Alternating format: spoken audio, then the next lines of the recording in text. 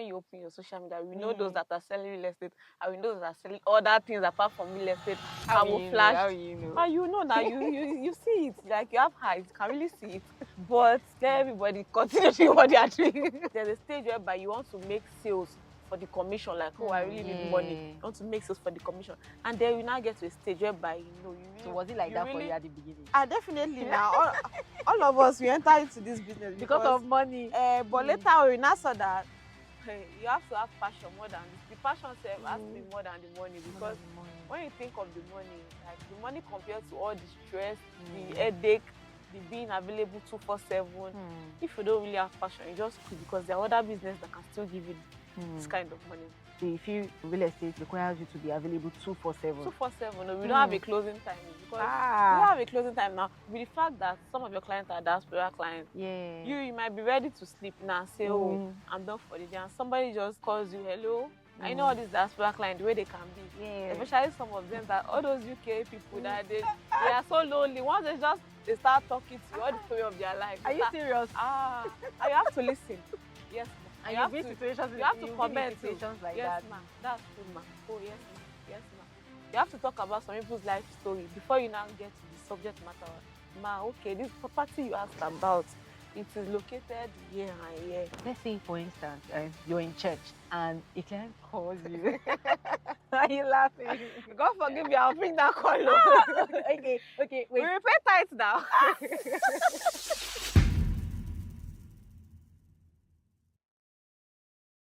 Hello, it feels so good to be back on your screen. It's another episode of Behind the Listing podcast, brought to you by Realtors International Limited, where we're going to be spilling the tea and story you never find in a brochure.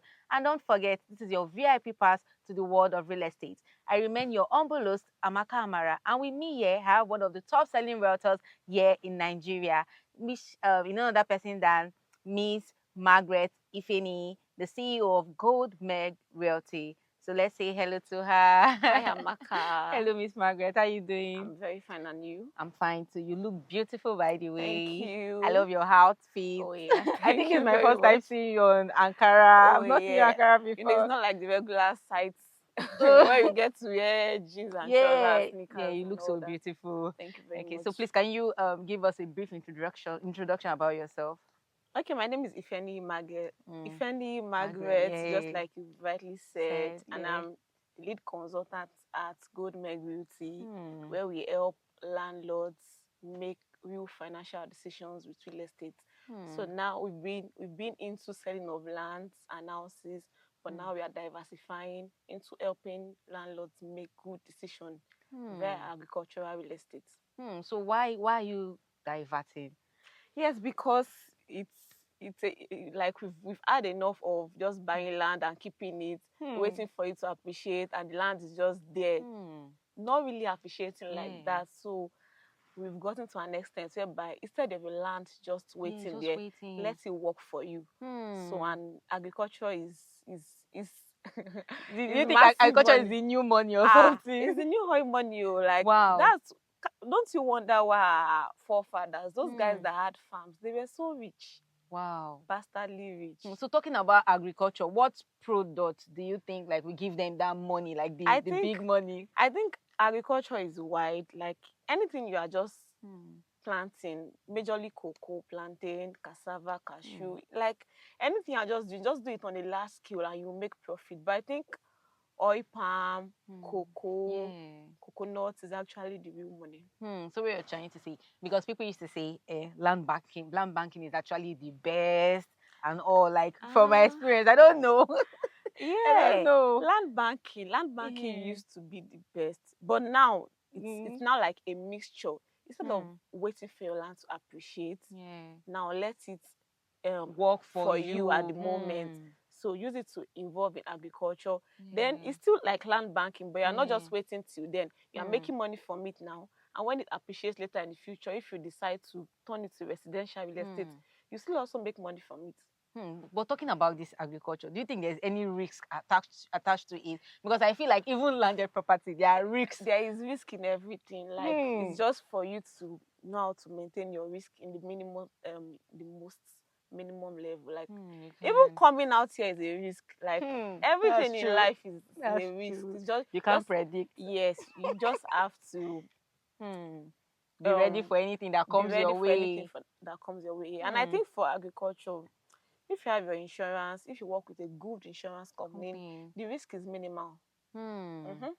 Okay, that's fine. So can you take us through your journey, because you said you're into real estate, right? Yes. So can you take us through your journey in the real estate space?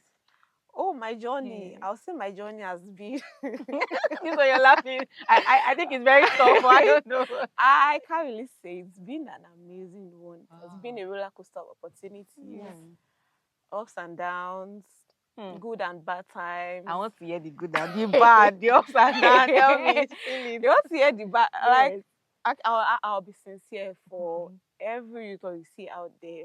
They are both good and bad times.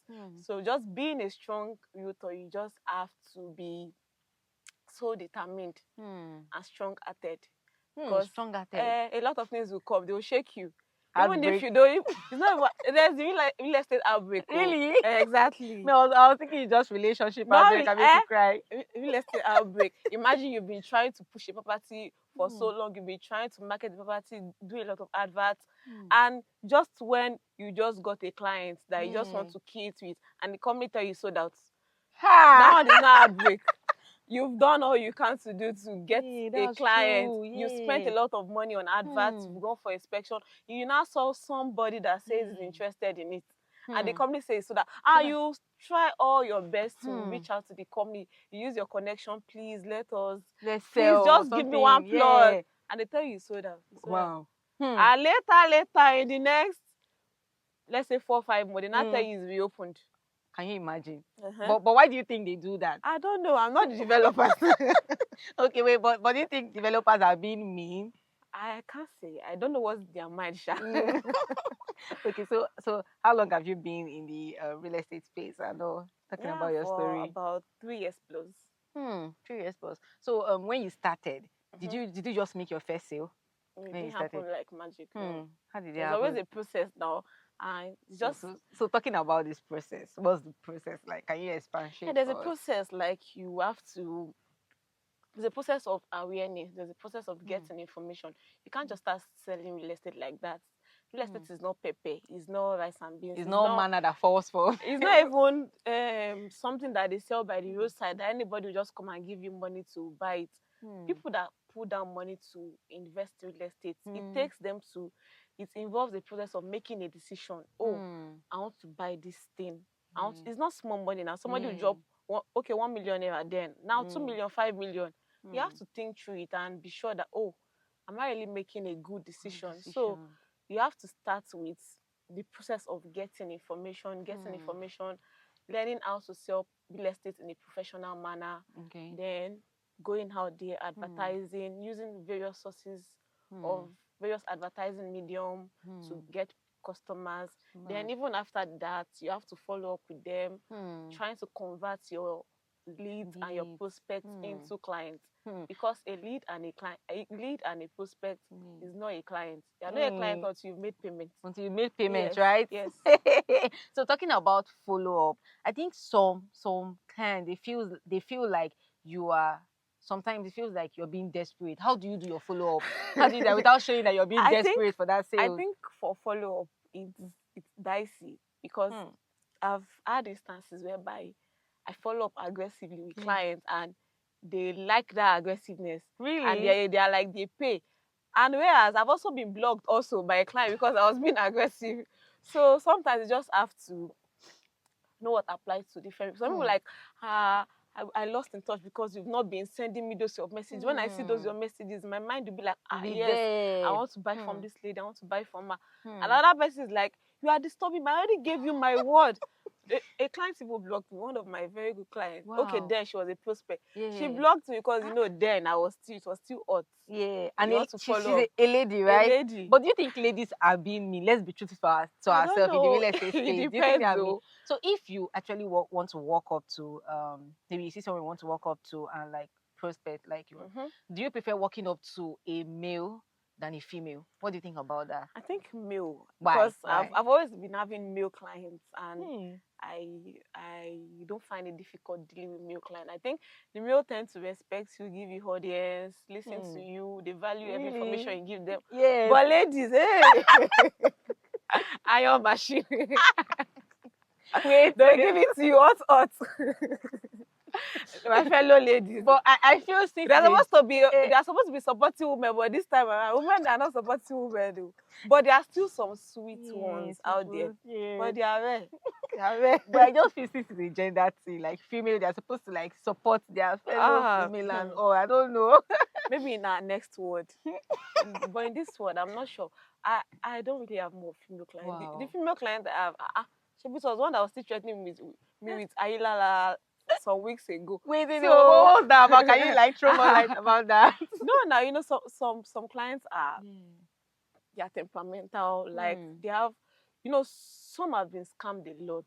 Yeah, it's actually not their fault. So when they see some little gaps, they feel everybody is the same thing. They feel you are here to scam me again. They feel you are here to do what it's just like a lady that has been heartbroken. You know the way there'll be wars around that. Yeah, that's true. So there are clients like that. They've been broken in the real estate world. Their hands have been burnt. So right now they are not nice. You coming to tell them to buy, like you have to like build that trust. You don't just like some of them you don't even tell them to buy. Some of them they click on your adverts.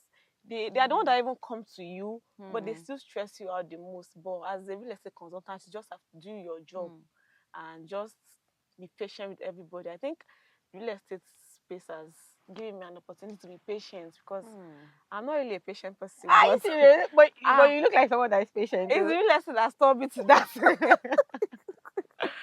Because you see a lot, sometimes you just have to be silent, keep calm, because too long does not make it right. That's true. So talking about ad, you said something about running ad. With my experience, I feel like when you run ad, it's more like, I don't know, maybe waste of money, because there's some people that will just enter your DM. Should I just say they're senseless? Sometimes it's waste of money, but the major thing is when you want to run ads, if you do not have the technical know-how, it's best you outsource it to people that know what to do. They're professionals that do it all the time. So there's even an 80% chance that when you outsource it to people like that, you will get quality leads. And when you're outsourcing something like that, you get to spend more. It's not compared to the 5,000 naira you're putting your Instagram to boost posts.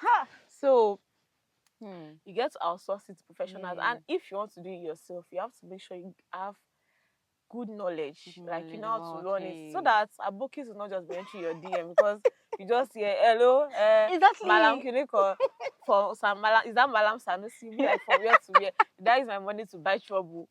Good, that's funny.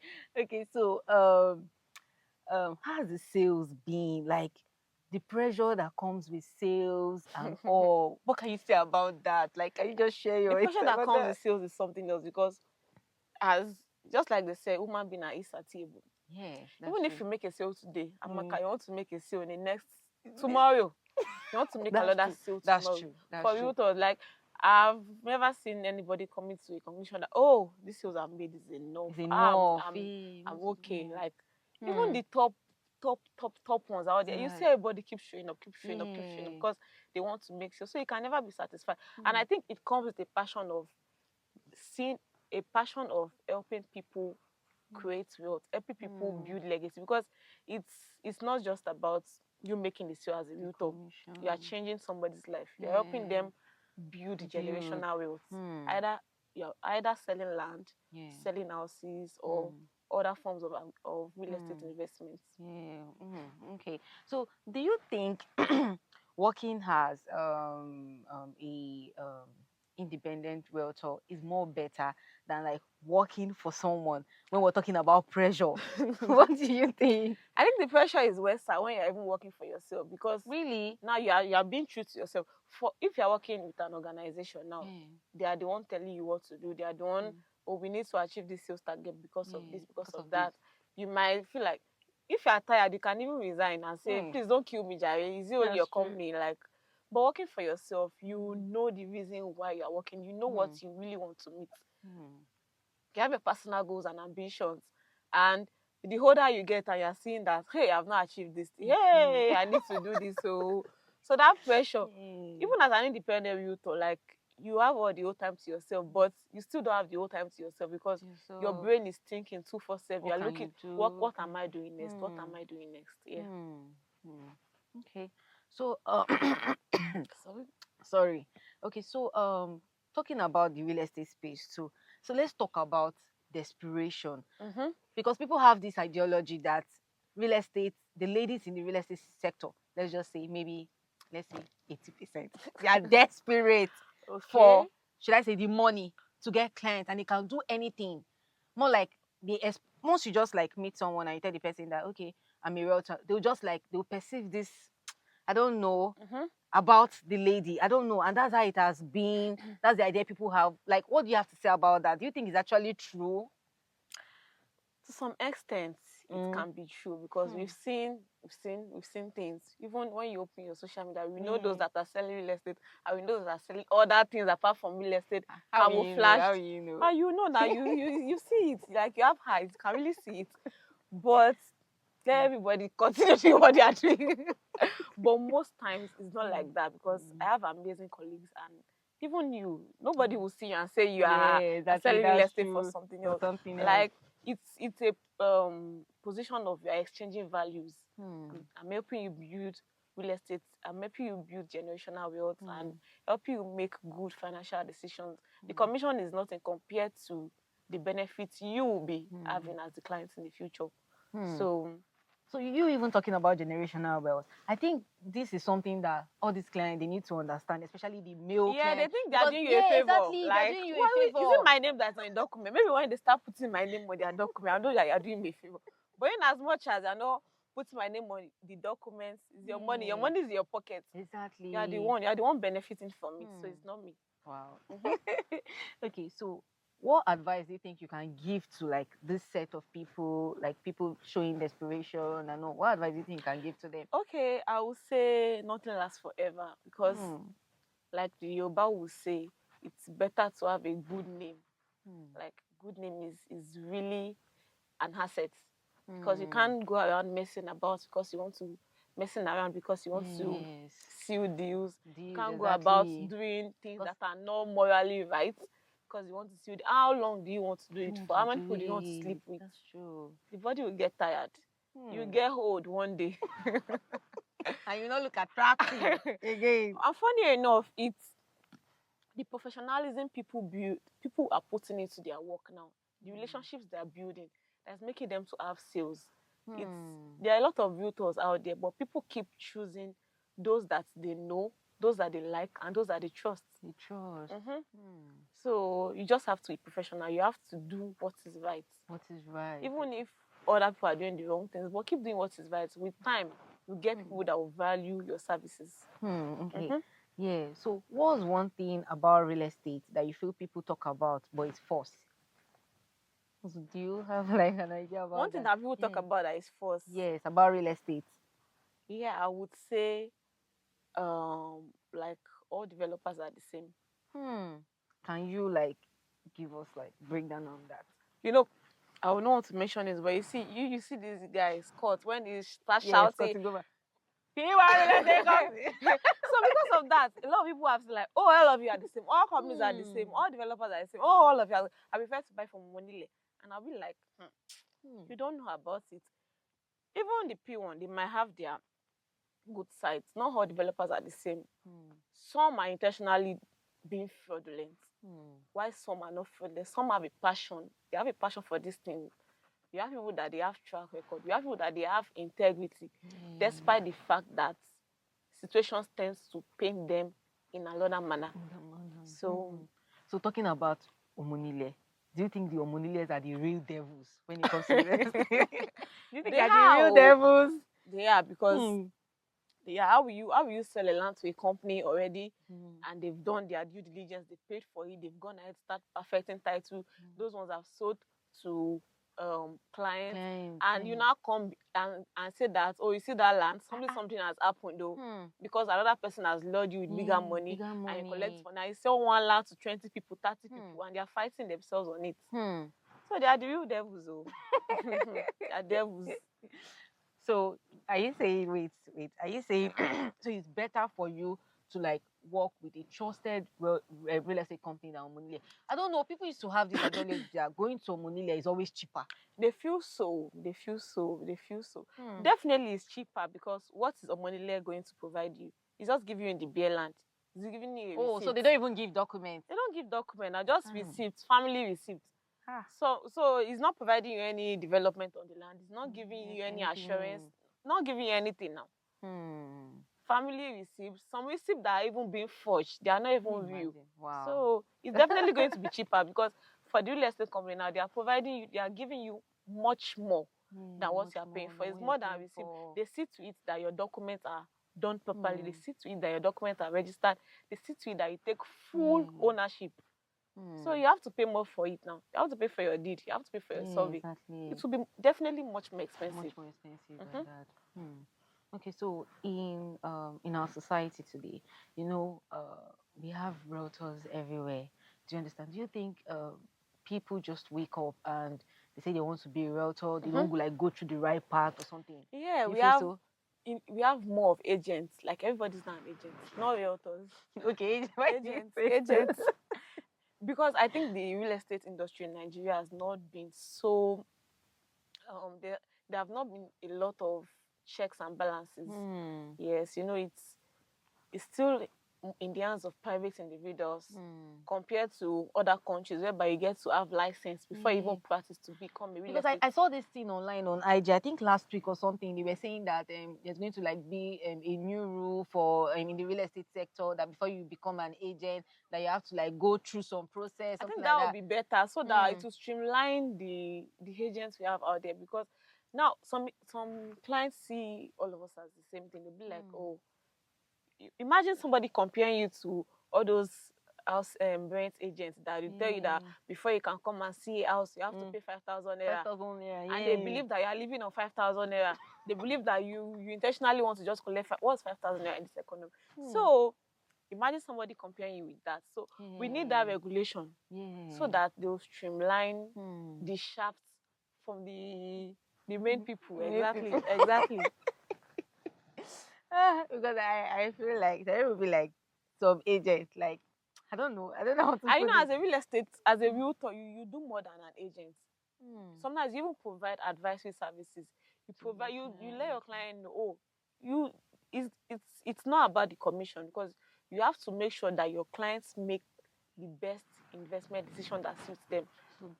Somebody might reach out to you trying to buy a land, and at the end of the day, you might end up recommending a shortlet because that's what the person needs to suit his real estate need. That's perfect. That's nice. Wait, so talking about shortlets, do you think shortlet thrives more in Nigeria, our space and all? The shortlet business has been booming. It has been booming really, really well. It's fast money, especially when managed properly. When you have shortlets in strategic locations. Shortlets does not sell in all locations. It sells in strategic locations. Like locations where you have more demands. Okay, more demands. Wait, so are you saying if you have a shortlet around Adesonya, Shungutedo, I really can't say. I really can't say because you have to check what's happening in that vicinity. Shortlet is basically for parties, resting. Those that don't want to stay in the regular hotel. And there must be easy access to everywhere. That's so you have to consider those kind of things. So looking at shortlets on the mainland, you'll be looking at places like Yaba, Ikeja, Surulere. On the island, you'll be looking like Lekki. No, but this Lekki, the water is everywhere. No, it's not everywhere that there's water now. It's not everywhere that there's water because now. people are complaining about flood. Some people are even saying that they cannot even live in this Lekki because they feel like Lekki is overhyped. It is overhyped, yes, it is overhyped, but it does not still underestimate the fact that Lekki is a good place. We have some places that are not. You can go to some estates even in this period, because I advise clients to check out houses in raining period so that you can see things how they are for themselves. So there are some estates that are not flooded in this period. Really? May I even feel like on the island there is just few places that are not even flooded. And I saw online people were just talking about this particular place, Agungi. They said Agungi is the worst place to live. Yes, Agungi is the worst place to live. You have to check out some places. Some places are not flooded because some places are flooded because of the drainage issues and some other things, the topography in that agrees and all. There are still some good places in Lekki. So do you think the best time to get a property is during rainy season? During rainy season, yes. Go check it. Go check the house. To know the kind of property. Even the land land can look dry normal season. But when it rains, you see the true state. You know that it's water that has been sand-filled. That's true. Okay, so I was going through your social media page. I think that was, I don't know, last week or so, and you were saying something about off-plan projects. So can you like share more light about like off-plan, and do you think off-plan project is actually the best project a client can venture into? It is one of the best projects a client can venture into because you get to buy properties below the market value. Now the problem about off-plan properties is you have to deal with companies that deliver. Now we've had companies in the past whereby they sell off-plan projects at a particular price and they don't deliver, and now inflation sets in, they can't deliver, they can't refund money, they are stuck in between. So clients like that, they don't have good experiences about off-plan projects. But when you see companies that deliver, that they tell you it's 6 months, they tell you it's 12 months, they tell you it's 18 months, and they keep to their word, even before that time, before the delivery day, and they've already delivered. So it's one of the best ways to make money from real estate because you are going to be bought at a relatively low market value, and when the project is ready, you can resell. You can even make up to 50% returns. Yes, instantly. So are you saying if someone walks up to you and you want to advise the person on investment, you advise the person to go for an off-plan project rather than like getting a land or something or investing in agriculture? I would advise you to go for whatever will be suiting your need at that particular time. Some clients can wait 18 months. Some clients have spare money that they just have somewhere. They don't want to touch it, and they have the luxury of time, 2 years, 3 years. They just want to double up the money, something like that. So off-land can be cool for them. But we have some clients whereby they want to start making money immediately. You can let them. If they even want to see the process. There are some that they are not even about making money, but they want to grow their food by themselves because they want to avoid things like all these GMO foods that is out there. They want to live healthy. They want a particular portion of this farm produce for themselves and sell out the remaining ones. So you just have to provide solution to their respective needs. So this business we're talking about, do you think okay, so for off-plan project, do you think the risk is actually higher than investing in landed property when talking about risk? And when talking about risk, it's off-plan properties, it involves huge funds. Okay. So the risk is if you are not dealing with a company that delivers. So before you put your money into all these companies, you have to check their track records. And I would say that's where the risk is, because some companies, they have track record, and all of a sudden, let's say anything just happens and they are just swept off. So that's the only risk. So in this situation, do you think who is to be blamed? Is it the realtor or the client? In this situation? Yeah, in this situation whereby the company does not deliver, should we blame the realtor or the client? You can't blame any one of them, because the client has good intentions, offering you an off-plan project. You see, he or she knows that you'll be making a huge sum of money from it. And the client also, he knows that this thing is going to pay me well. That's why he's investing into it. So sometimes things happen beyond control. That means the real estate space is actually is broad. It is. It's broad. That's why you have to be strong-hearted and rugged, because you have to face anything that comes your way. You need to provide solutions to things that come your way as they come. So somebody that is calm cannot survive in this space. It does not mean you will not survive. You are calm. Everybody is calm. Are you not calm? Are you not surviving? And there's this thing that if you can't talk, you cannot sell in the real estate space. Is it true? If you can't talk, you can't sell. Well, to some extent, because you need to express yourself.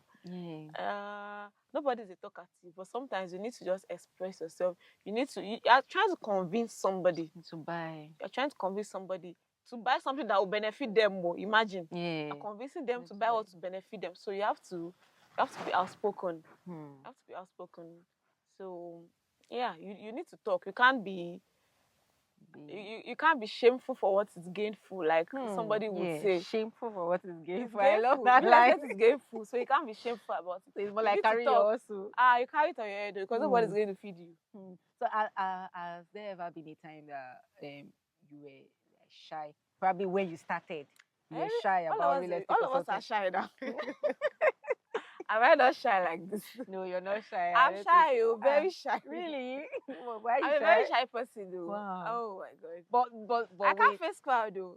Really? So how do you sell? Because over the years, we'll see, like, you're one of the top sellers. Yeah, I can't face crowd, but when it comes to my clients, we'll go face, I'll go talk a word or So you just have to talk. You have to bring yourself out of the box. Out of the box. So, see, the real estate market is competitive. What do you think makes you different from other realtors? What do you do that you think makes you different from other realtors? Okay, I'll say after service. After service? And after sales service. Okay, sales service. After sales service, because I got to realize that quite a number of realtors, we've closed the deal, we've collected commission, you've handed over, nothing, you just break connection. So sometimes you go ahead as helping your clients see to it that everything they need. Even beyond the business, beyond what they bought from you, anything that has to do with real estate, you have to provide solutions to it. You have to give them solutions, and sometimes you have to do it without a fee, because there are sometimes I get clients that have already bought, and they ask you to do some things for them. You get to do it for them, and they feel like, oh, let me pay you back. Although sometimes it's good to accept cash gifts, but I feel sometimes for your clients, you just need to be there for them. Let them know that you can always count on me for anything. And they will get to trust you and put your matter to their heart. And also refer it to other people because they've had a good experience with you. Wow. So that's what actually makes you different in the real estate space. Basically. Oh, wow. That's nice. Okay, so I've also noticed you don't go a day without posting online. Do you understand? Really? Exactly. You post on Sundays, even on you Saturday. Have to be consistent every day. You have to show up every day now because you don't know who your next client is. You have to show up. You have to show up and show out. Just like you said, the real estate space is competitive. If you sleep on it, you are losing. Out of sight is out of mind. So once they don't see you, forget it. They are going with the next person. So you just have to like be there. Because even someone that is a client that is having a conversation with you, is talking to like 3, 4, 5 other realtors. So it's the person that can stand till the end. Person that they can see, and person that they can see proof that, oh, this is not a scam like other people that they will do business with. Yeah. Okay. So do you think realtors are always after the commission instead of guiding the clients? It happens though, because at a particular stage, I would say we have realtors out there that, we all grow. We all grow. We are not just, we are not here. We didn't get to where we are just like that. Yes. There's a stage whereby you want to make sales for the commission, like, oh, I really need money. You want to make sales for the commission. And then you now get to a stage whereby, you really... So was it like that for you at the beginning? Definitely now. All of us, we enter into this business because of money. But later we now saw that you have to have passion more than this. The passion has to be more than the money, because when you think of the money, like the money compared to all the stress, the headache, the being available 247, if you don't really have passion, you just quit, because there are other business that can still give you this kind of money.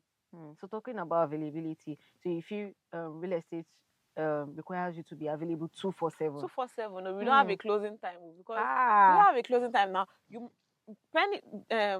With the fact that some of your clients are diaspora clients, you might be ready to sleep now and say, oh, I'm done for the day, and somebody just calls you, hello, I know all these diaspora clients, the way they can be. Yeah. Especially some of them, that all those UK people that they are so lonely. Once they start talking to you, all the story of their life. Are you serious? And you have to listen. Yes, ma. And you have to comment in situations like yes, that. Yes, ma. That's true, ma. Oh, yes, ma. Yes, ma. You have to talk about some people's life story before you now get to the subject matter. Ma, okay, this property you asked about, it is located here and here. So you have to just be available. You can't say, oh, this your talk is getting too much. You just have to have listening ears. That means I feel like people in the diaspora, they're actually different from we Nigerians here, because I feel Nigerians will just go like straight to the point. Nigerians go straight to the point now. You don't have time. And there are different kind of clients also. There are some that will still go straight to the point. While there are some that will still roam around. You have to just listen, know what this person wants, so that you can recommend what will best fit. More like understanding what they want. Okay. So talking about availability, let's say for instance, you're in church and a client calls you. Are you laughing? God forgive me, I'll bring that call. Okay, wait. We pay tithes now. Okay, so what I want you to, so you're actually saying you're going to pick your client over God. God understands. We are going to pay tithes. Okay. We are going to sow it. We need the money to push the gospel. But do you think God will be angry if you don't pay your tithes? Definitely, God will be angry if I don't pay tithes now. God will be angry. So we need to pay tithes. How about people that have not even been paying their tithes for years, for months? That's their cup of tea. I don't know how they survive, but in as much as I know that I want to live a good life, I don't want to fall sick, because I know my business can be stressful. I know that there are principalities and spiritual forces out there. So that as much as I know I want a covering over my life, I need to pay my tithes. So you think paying tithes paves way for all this? And it's in the Bible. We will rebuke the devourers for my sake. So if I don't pay my tithe, what's the opposite of that? But what about the people that don't even go to church? They don't do all these things, but they are successful. What do you think? I believe what you believe works for you. So in as much as they believe that they can have a good life, that it's working for them. Okay, so you said, okay, back to my question about the availability. So if the client calls you and for example that day you want to minister, you're ministrating that day. I'm not a minister. I cannot minister. Wait, but you go to church. I will not. You love church, right? I go to church. So, but what's bad being a minister? No, I'm not a minister. I'm a real estate minister. I have to be available for my clients now. Okay, but I'm listening to you. But wait, about this part, you said you cannot when it comes to like administration, but why? I'm not a minister. I have my core assignments. Oh, you have your call assignment, but you don't think God can call you for that? What if God calls you for that? God should not call me now. He can call you now. Are you not there? No, we're talking about you now.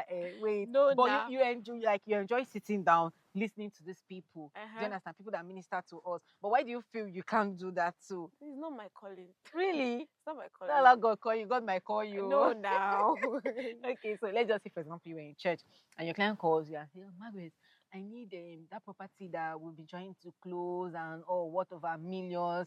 And at that point, like pastor was sharing something very important that you don't want to miss out on. Do you think you go out of the church just because you want to close that deal? I mean, I've had inspections on Sundays after church service, but basically I think that's where you need to discern. There are some things that even God will give you the grace to be able to say, let's fix this for later.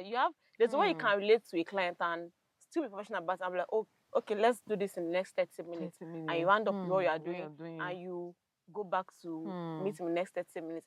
And there are situations whereby you might just need to connect him with somebody or just call your colleague. That's why you need to have good colleagues. And just pass and say, good colleagues, so trusted colleagues, not the ones that will steal your client. Wait, just a second. Not the one that will steal your client. So is it that you've had experience that your colleagues stole your client? I'm just saying. Wait. And you need to have trusted colleagues so that in cases like this, there are sometimes that you can't handle everything. You can't, and that's why we have people that employ people. They have personal assistants. They have people that work for them.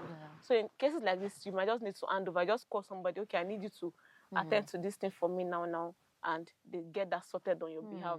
But have you like maybe most of your colleagues or you've heard stories about their colleagues snitching on them or something? Since you have an experience we've seen instances, like we've had stories, and we've had cases whereby even the clients say we've seen a lot of cases. Wow. We've seen a lot of, anything can happen. A lot of things happen. Like we've had experience. So it's complicated. So in summary, real estate is complicated. Real estate is complicated. Oh yeah, because it is because you need to raise up and be ready for whatever comes your way. But the thing is, how will you be able to like fish out the bad colleagues from the good ones? That's the thing. How are you going to know? Because definitely you relate with people, you talk to them and all. But do you think it's actually easy fishing them out in the real estate industry? It's basically not easy, but I think with time, because difference between fake and original is time. With time, you get to know that, oh, okay, this is real, or this person is fake. With your dealings, and if you can also discern, you'll be able to know that, oh, this person is not good for me, or this person is real, this person is true colleague, or this person having something, an ulterior motive. Okay, so they say confidence sells. So how about the days that confidence is not there? How do you do it? The days that the confidence is not there, but you need to push out the confidence. You bring it from anywhere. The confidence has to come out no matter what. Now, because you are trying to convince somebody. Imagine you are making a real estate video now. You are making a marketing video, and you are talking in a way like, oh, I'll buy this property. Do you think you just have to be agile? Like, even if you are down, even if you're having a bad day, you just have to make your video first and go back to your bad day later. I see. So also talking about your journey in the real estate sector and all, is it that you just woke up one morning and decided to go into the real estate space, or someone dragged you into it? Someone dragged me into it. Yeah. So is that person your mentor or something? Not really. It was a boss in the school I used to work. Oh, okay. But did you have like before you joined? Did you have like a rethink about it or something? Me, I was like anything. Excuse me. Okay, sorry. Anything that can help you get financial freedom, I was always looking forward to it. So, and the fact that I knew that real estate is real, I stuck to it. But do you believe it's real? Real estate is real now. Can't you see it? Can't you go to the land? Can't you stand on the land? But how about the people they scam? That's because they did it the wrong way. They got their hands burnt. Real estate is real. It is real. The land is there. The house is there. The investment is there. It's an investment that you can see, you can touch, and you can handle. You have your documents. So it is real. What about the people that forge fake documents? So that's why you need to do your due diligence. You need to do your due diligence also. Like, due diligence covers all things, and don't be so eager to jump on extremely cheap opportunities. There are some awoof that they makes your belly exactly. So a lot of people that have gotten their hands burnt say, oh, I saw this cheap property somewhere, I want to buy it. Things like that happen. Imagine they are offering you a plot of land, they're giving you a ram, a bag of rice, a oil. Have you not eaten your money, and you are still expecting the land? That's true. What about the ram and the bag of rice and the oil? You've eaten your money now. You can't eat your cake and have it. So if you are looking for extremely cheap offers, yeah, it happens. But to me, I still feel like the real estate space is scary. I don't know. I just feel so. I don't know why, but I do. I feel every good thing is scary now. I just feel so. To give birth to a child, is it not scary? Sometimes I watch some documentary where I'm so scared. I'm giving birth to a life. Like, it's scary. It scares me. But it's a good thing. So good things are they can be scary. They can be scary. But it does not justify that they are not true. It's true, it's real, and it's beneficial. So if you were not doing real estate now, what other profession do you think you'll be doing? Maybe I'll be stuck with my accounting or auditing. Oh, really? Yeah, or finance, or being an investment banker. Okay. So how do you get to balance school life and you being a realtor? How do you do that? There's a time that you even have exams and all. How do you get to focus? Because I just finished my exams and it was my final exam. So I'm so happy about that because that phase is gone forever. It's gone and gone forever. But talking about how you get to balance it, I think whatever you have passion for, you make out time for it. Just like when a man is trying to woo a lady, and he knows the vision, he knows the end of the mission, he will make out time to call no matter how busy he is. Yeah, that's true. So whatever you like, whatever you have passion for, you make out time for it. So I feel like because going to school and all, it comes with a lot of stress, work and all. So I feel like people that still like make out time to like do other things, I just feel like they're hardworking because it's not everybody that we even have that time to say, okay, they want to venture into something and all because of the whole stress that comes from school and all. And because there are some days that you have to travel, right? For inspection, you go out for this and that. Yes, so, you just don't. You need to know what you want. You need to know whether because after school there's life after school. That's true. You can't just say I want my certificates. Are you waiting to be employed or do you want to create jobs for other people? So you need to know what you are looking at. You need to know what you really want. Because me, I've always known that I needed to have my certificate, but I'm still not depending on that. You need to do some other things, set some other things aside for yourself. You can't say you want to add to the unemployment gap. You need to look for a solution to everything. That's true. Okay, so in the past 3, 4, 5 months, I don't know, maybe it's a rumor or maybe it's true, but it has been said that sales has really been dull in the real estate sector. So what do you think? What do you think has triggered that? What do you think is the problem? Do you think something is going south in the real estate sector or something is not going right? Because everybody are complaining about it. I think the economy to start with. Economy is not as favorable as it used to be, but it does not mean the fact that people are still buying properties. Then number 2, I think the demand and the supply, there's lesser demand. Or I feel we have more of agents out there than clients. Because when you look at some advertising platforms where you advertise and you get clients to reach out to you, now it's agent that are bombarding you. Then I also think people are diversifying. People are diversifying because they are scared of, a lot of things really triggers this thing. The fact that we had government demolition sometimes ago, we had some other bad news. So quite a number of investors, we even have the Ekpe saga whereby properties are on hold. You can't sell properties in Ekpe for now. So quite a number of disturbing. But why do you think it's like that? It's government regulations now. So I think it's quite disturbing. So most people now they want something that will give them steady passive income, just like shortlet. If you see the shortlet business now, the shortlet business is booming.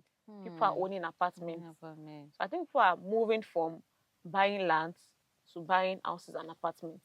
That means should you just say people are scared or something? People are scared, but it still does not change the fact that people are still buying. But I think the economy, basically too, because all around the world, people are complaining about the economy. So that's what I feel like. Okay, you said something about demolition. And online, people always have this. They said the government are just after the Igbos. Some people feel like they want to... I don't even know. Some people feel like the government is against the Igbos. Do you think it's a tribalism thing or something? I can't say because I've had clients like they are like... but when you even get to this so-called Igbo state, demolition also happens there. But do you think it's more? It's not more as compared to Lagos State. Let's say for demolitions in Lagos State now, there are quite a number of reasons. Some can be personal reasons, some can be real, genuine reasons. But before you just buy property, I just say do your due diligence. Make sure it's not sitting on any government project. Okay. Because there are those ones that they built houses on canal now, it's justified. Why will you build a house on canal? So do you think Nigerians are getting it wrong or something? They're getting it wrong about the whole tribalism thing. Do you think they're getting it wrong?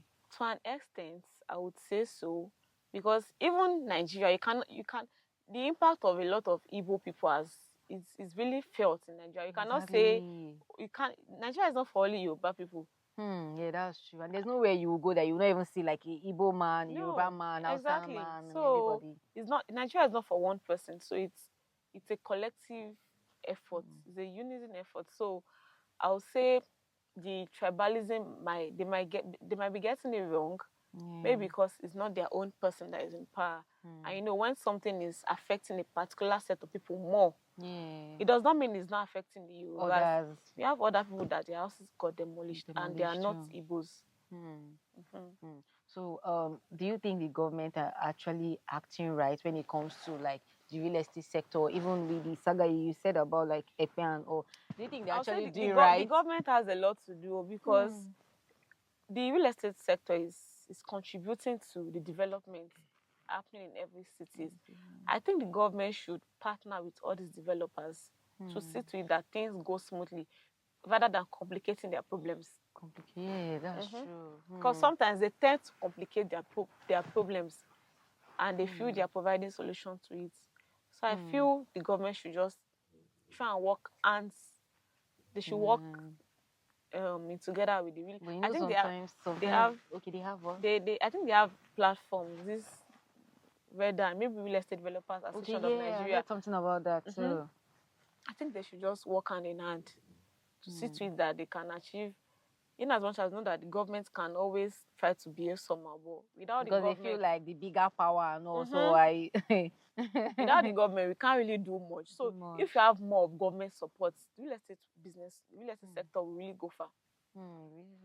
So you feel like there's no support from them and all? I would say so, because imagine for a developer trying to build a house, trying to turn a bush, trying to make it to a city, trying to demolish, trying to build houses. And do you know that sometimes the developers, they even get to like construct the road? Yes, now they do everything by themselves. No support, nothing. And sometimes the thing you now want to use to pay them back is demolition. So the government needs to do better. Yeah, they need to.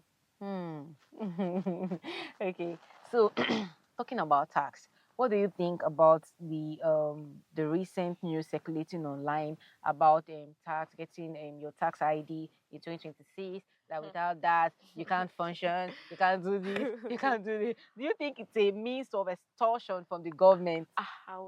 You already said it. You already said it, because we don't understand where we are going to in this country, but God will help us. But do you think it will actually be a problem, or it's going to affect you? The thing is, if you are getting tax from people, make sure you use it to do what you've promised to do.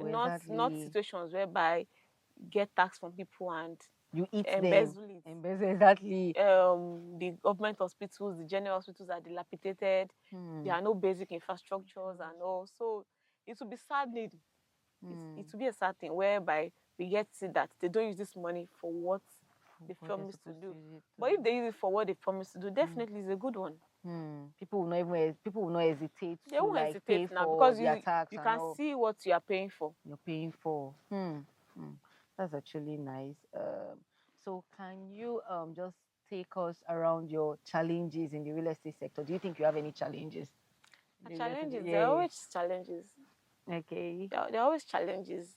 Challenges with dealing with difficult clients. Some clients can be extremely difficult. Even while you try to be nice and professional, they still tend to be difficult. So you just have to just find a way around it. Do you think why they are difficult is because they don't understand you, and maybe you don't understand them too?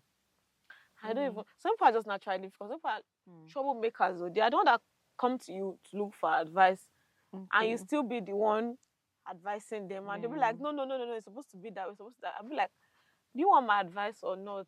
I know that came to me for advice. This is what you should do. This is what you should not do. So some people are naturally difficult because you might have agreed on a particular thing now. That okay, this is what is best. You've agreed, and the person is coming back in the next 5 minutes and say, no. I don't agree. You now have to start all over again. So clients are just like that. Difficult clients. Dealing with difficult clients, yes. So have you been in a situation where probably the client was a male client and the wife had to like step in or something? Have you been in that kind of situation? Because people have this, people always say that whenever a lady steps in, probably the client is a male and maybe the wife of the client steps in or something, the deal tends to like just go south. because of the wife's opinion. So more like the wife have like a say yes, when it comes to like real estate, probably getting a property or especially something. houses. Especially houses. Yeah, because women they have a way they've envisioned, especially their kitchen. Once they see that kitchen, they say, "Oh, this kitchen is quite small. Oh, it's not having this now. Oh, no, no, no, no." So sometimes you need to just speak with the decision maker and make sure that, oh, you don't like this. Can I schedule you for another inspection to see another one, another option that will definitely fits into what you want? So what's one truth about sales that outsiders don't believe? Like, what's one hidden truth about sales? About sales, that outsiders will be like, before you see that sold, there are a lot and a number of failed attempts. Before somebody makes one sale, trust me, the person has gotten close to 20 no's before you make that one sale. So have you ever been in a situation where probably your colleagues are making sales back to back, and you've not even like made any sales like within that period of time? Have you ever been in that kind of situation? Definitely, it happens. It happens.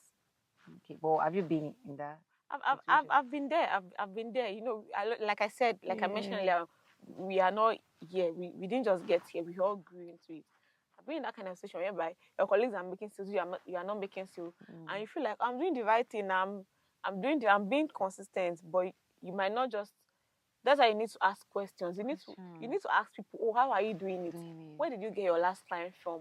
Which app did you use? How did you run your ads? Who is helping you run it? So you need to just ask questions. You are not.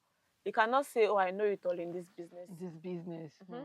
So about people that they don't really associate with people, that means it's going to be difficult for them. It's going to be difficult because you need to move with people. You need to move. I was still having this conversation with one of my friends. I was like, oh, which one are you using now? We are still talking. Which one are you using now? So give me the latest. Exactly. you need to get information. You can't just stay in one place and not be informed. If you are not informed, you'll be deformed.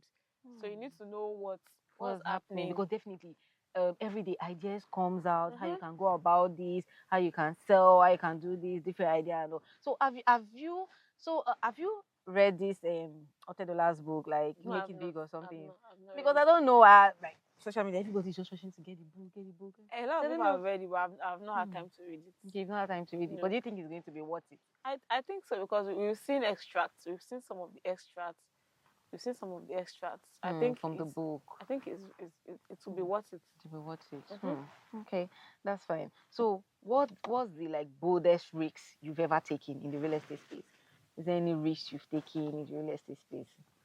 Risk on a property? Yeah.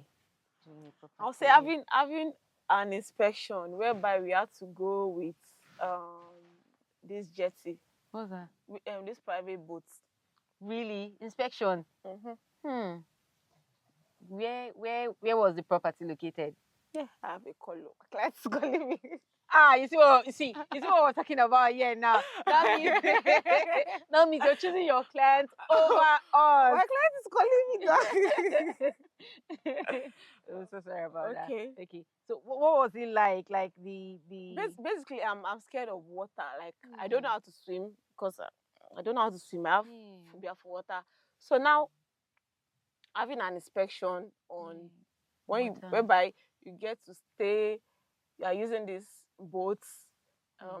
Okay, in this case we had to use a yacht because it was a client that was actually well to do, so you had to order a yacht. So but we were on the water for about 45-50 minutes. Wow. 45-50 minutes. I was just praying, God. So it was I was like, hi, I'm not telling most of anybody. You're going and not happen. I was just praying. I was even praying. I was not like, hey, I don't even know these guys. This man is just my client. It's not like family. What if anything happened? What if they push you to the water now? What would have happened? Like, well, it was more of like a risk. I thank God. I thank God for making me get back up. But when did you take that risk? So now, is it that you actually, is it about the money, about the commission you're going to get or something? I know you have to face it. You have to face challenges as they come. That's true. You have to face challenges as they come. I can't say, oh, I'm scared of water okay, will you be rejecting every inspection that comes? Every inspection that comes, let's say you want to go and check a water view property. How long do you want to keep rejecting? Do that? So the earlier the better. You start building up your mind that, oh, I can do this, I can do this. So that's just it. So do you think there are sacrifices that people don't really talk about sales? Do you think people go beyond for this thing called sales? A lot of people do. There are a lot, because I would say sales does not just happen once, because there are lots done behind. Is it the inspections, the follow up, the everyday calls? There's some clients that you need to talk and talk and talk. You talk to them, you talk to their wife, you talk to the family members, just for one person to make the decision. So it's quite a lot. And sometimes you have to even be going back and forth, go to the company, going to verify documents, whether it is genuine or it's not genuine, just to make sure that you are getting the best for your clients. So there are quite a number of sacrifices. But do you know that there are some people that still like do all these things you do? Still, they don't even like make that. So sometimes they even be like, is it their village people, something like that? Because but just like Pofo would say, when you are consistent to an extent, even the forces of the earth, they will begin to align with you. So I believe in tenacity, because you can't be unlucky for 365 days. You can't be doing. We just need to be truthful to ourselves. You can't do what these top realtors are doing. Be doing it every day, and say you will not make sales. So definitely there's a lag. There's a gap. You just need to check out, what am I not doing correctly? How can I improve myself? What do I need to start doing now for me to be a better person? Yeah. So what are those things you think like? Like me now, I'm even lazy with inspection. I think I need to start going back for inspection, because I've been away from inspection for a while now. So going for inspection, because inspection helps you to know where the property is located. You get to know information about the landmarks. Be able to see things around that property that you can use to sell the property. Okay. So have you ever been in a situation that you feel like you're not doing too much, you're slacking back or something? Definitely. Have you ever been in that situation? Yes. So like, what was your comeback, or should I say, like, how did you get to like overcome that, the thought and all? Yes, I think it goes back to knowing what you want. To be like, how long am I going to do this in order to achieve what I want? So you need to be like, oh no, I need to do better. I need to do better. Sometimes you just need to have truthful discussion with yourself. You have to call a meeting with yourself and be like, oh, we are not serious. We're not serious. We are not serious. We need to get back on track. Yeah. Okay, so beyond the target and the numbers, like, what's one personal truth about being a salesperson? Beyond the target and numbers, like, what's the personal truth? Being a salesperson, you need to be flexible. Flexible in the sense that, what you sell. Some people be like, I only sell land. I don't sell houses. I don't sell shortlist. I don't sell off plan. I don't sell real estate cashback. You need to be flexible, because you need to provide options to people. They say variety is the spice of life. So you need to, if somebody comes to you now and says, I don't want land, what can you provide? Then also, I think you need to be flexible also in your beliefs. That sometimes as a Christian, you deal with Muslim clients. That's true. And you have to make them feel like, okay, I understand what you're saying, without making them feel like they are sinners. So you have to. There are times that you'll be dealing with somebody who's a traditional worshiper. So you have to be like, say, oh my God, oh my Jesus, I can't. So what you're trying to say now, you just need to be flexible. So what you're trying to say now, that when it comes to business, when it comes to money, right now religion does not even matter. No. Sometimes religion just try to divide us. Sometimes we can have a good conversation with somebody who is not of my faith. That's true. And we'll still have a very good conversation, and we'll still be genuine and true to each other. So it's actually not good to like judge, because people get to like you judge so easily. Judge people so easily. Just the way. So let me just ask: have you ever had like an Igbo clients before? I've had Really? I have several of them. Like some of them. So how do you get to like? I don't even know, but most of them thank God they understand English, so we communicate in English. And that sometimes you meet Yoruba clients. Even me as a Yoruba person, my Yoruba is not so good like that. So good. But that Yoruba, you come out, you force it out. But do you think most of all this tribe has something to do with sales? Do you think tribe has something to do with sales? I won't say so, because I've had some Igbo clients that even the man is like, hey, this is your government, they are against us, demolition, we will talk and talk and talk and talk and talk, and he will still buy. I don't feel like they will prefer to they want to buy from their sister, they want to buy from their brother, they don't want to do you understand that kind of thing? That's another thing. That's another thing. But it just depends on who you are, how you can navigate issues, how you can. I have a Igbo client that this one is terrible. But you have to let them know that you have to make them feel like customer is king. You know when they get some level of experience from you, they'll be like, this person is good. I can relate to this person. Exactly. Yes. Sometimes they even start asking you about properties in the south. To be like, I've not gotten there yet. Yeah, that kind of thing. I've not gotten there yet. When I gain ground, I would do this, I would do that. Okay, so talking about properties, so do you think properties in Abuja are more better than properties in Lagos here? And should I say affordable? Because people get to say properties in Lagos here are outrageous or something. I don't know. Do you think, can you compare Abuja property and Lagos property? I can't really compare. I'll just say buy what suits your need at the moment. Some people just keep comparing. They don't even need both Lagos and Abuja. What they need is in Ibadan. Ibadan. Some people, they just like to just buy what suits your need at that moment. Stop the comparison. You can't compare Lagos Leicester Market to other places. Lagos, the way Lagos is moving, you can't compare. Lagos is a city on its own.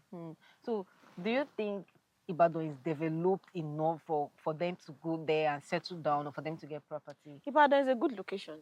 Ibadan is a good location, and with the demand, with the fact that it even shares proximity to Lagos. I know people that work in Lagos and they live in Ibadan. And even with this new rail line that they just made, Ibadan to Lagos is how many minutes? Oh, it's not up to an hour. Maybe I'm not sure it's up to an hour. That's nice. I'm not sure it's up to an hour.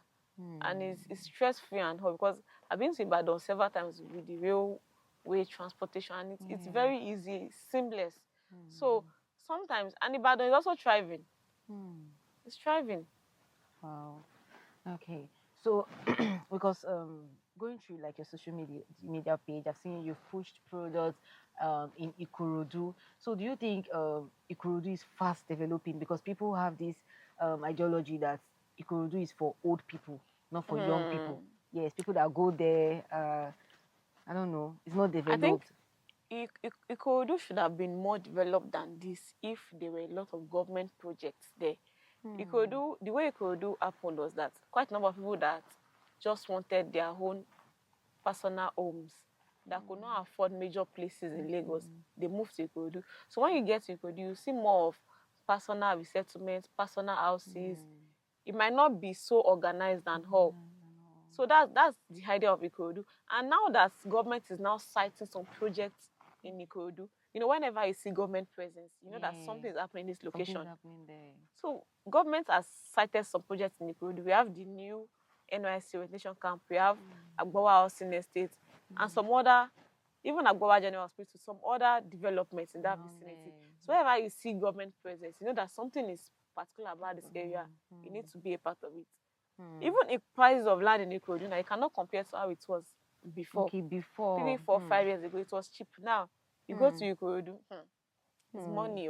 So do you think Ikorodu, you see Ikorodu, and you see it as an area that can develop in the next 5 years? Definitely, because Ikorodu has easy access to Ekpe, and from Ekpe to the new international airport is not so far. From Ikorodu to Ekpe is not far. Ikorodu is like a center. It can connect you to Ekpe, to the island, and it connects you back to the mainland. Okay. So it's like a central spot, and there are a lot of things that are happening in Ikorodu. So how about Ekpe? What's your take about Ekpe too? Ekpe is a good place. Ekpe is basically for land banking. just like it has happened so far. The only issue about Ekpe is now that it's not all properties in Ekpe that are verified and legit. You know, they even released this list of illegal estates, the one that the Lagos State government released some weeks ago. So that's why I said that the government needs to do better. Because the fact that a property does not have an approved layout and they already tagged it as illegal. So some people that didn't even take out their time to see why did they tag this estate as illegal. Some people didn't take out their time to look for the reason. But the reason is because they don't have approved layouts. So the government needs to do better, like regulations and all. So do you think with this whole thing that the government mapped out and all, do you think it's actually like a setback for even like people getting property and all? Like it really still does not matter, because I think every industry has its own challenges, and every industry will still rise above its challenges. So it's just for you to make good decisions and do your due diligence for buying the property. Okay, so Miss Margaret, before we wrap up, can you just give viewers, people out there watching us, like advice about being a salesperson, if they want to like go into the real estate space, the process, the procedures, the things they need to know. They can't just wake up one morning and just like. So can you just like give them like a little advice about being a salesperson and also a realtor? Okay, being a salesperson, you have to go for knowledge. You have to go for knowledge first. You have to go for knowledge, because it's the knowledge you have you can use to sell whatever you want to sell. And being a salesperson, you have to have a can-do mindset. That, oh, I can do this. If you have a mindset that, oh, this person will not buy, definitely will not buy. Everything starts from the mind. If you believe I can do this, I can achieve this, definitely you can do it. But if you believe that I don't think I can do it, you see that you begin to struggle with it. Then for being a realtor, I think they just need to go for knowledge, research. There are quite a number of, once you're open to learning, you can do anything. Yeah, once you're open to learning. The real estate business is one that you can even learn on the job. You don't need to have everything. Experience. All the many years of experience. No, you learn on the job, in as much as you're open to learning. Yeah. Oh, wow. Thank you so much, Miss Margaret, for sharing your story. Thank you for having me. Yeah, we are so grateful to have you here. Yes, I'm grateful to be here also. You're thank welcome. you. Thank you very much. And to you, viewers, thank you so much for staying glued to this moment. I'm very sure we've been able to like have like a take home from what Miss Margaret shared with us today. And do well to like, subscribe, stay tuned for more episodes. Don't go anywhere at all. So before we go, we have a little package for Miss Margaret from Realtors International Limited. You know, our guest is our #1 priority. So, Miss Margaret. Okay. So, this is a little appreciation from Realtors to you. Thank you. And we are grateful for honoring us. And we you. love you so much. Thank you very much. Thank you. All right, guys. So, see you in the next episode. Bye. Bye.